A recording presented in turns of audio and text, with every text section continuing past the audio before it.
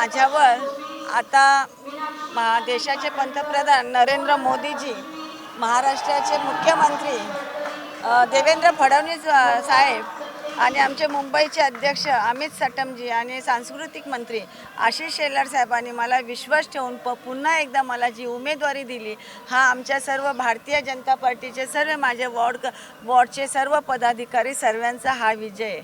यावेळी काय संकल्प असेल? कारण खूप काम केलं तुम्ही, पण आता काही काम राहिलं?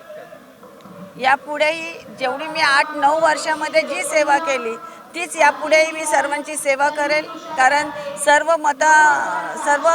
हे आपले मतदार बांधव आहेत, त्यांचे मी मनापासून आभार मानते की त्यांनी म्हणजे सिंधी सोसायटीमधून सरस्वती विद्यालयाला जा, तिथे सर्व ठिकाणचं थोडंसं हे होतं, तरीसुद्धा सर्व मतदार आज काल उतरले आणि सर्वांनी मला भरभरून मतदान केलं. त्याबद्दल मी सर्व मतदारांचे बांधवांचे खूप खूप मनापासून आभार मानते की हा विजय माझ्या सर्व 152च्या सर्व मतदारांचा, सर्व माझ्या पदाधिकाऱ्यांचा आहे.